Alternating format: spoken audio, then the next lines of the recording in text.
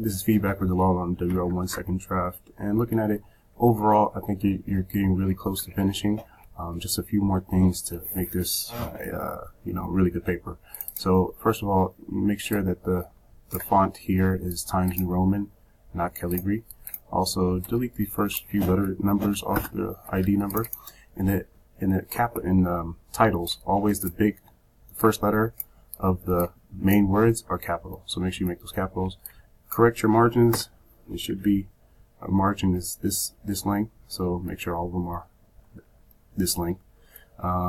So in your intro, I think it's a little short. It starts off well. You're giving a definition. I would like if you could give me more of a definition. Home cooked food, like food that you use, ingredients where you buy from the store, and fresh ingredients like salad and cabbage and lettuce and stuff where you have to actually put it all together.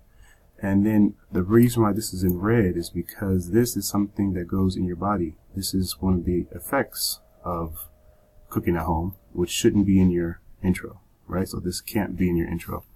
And then I was saying, to help you make your intro a little bit longer, talk about some of the negatives of eating out. Talk about cost of eating out. Talk about anything that would be negative, negatives of eating out. And then give a transition sentence with looking at all these things about all these negatives of eating out and things like that. It's important to look at the effects of home cooked food, and then you go into your thesis. Thesis looks good. Topic sentence looks good. I would just suggest giving some examples. Like, I think you do a good job of giving a reason here. Give an example after that. Most homemade foods are fresh and washed very well. So, for example, when you're making a salad, you buy the lettuce and the carrots and all the vegetables yourself, and you can wash them and make sure that they're cleaned really well. Whereas at a restaurant, you won't be able to know if they really cleaned it well. And sometimes, they might not clean it well, and it might cause people to get sick, right? So that would be an example. And then you can also use the cause and effect language. As a result, due to restaurants not always cleaning it well, people are, sick sometimes.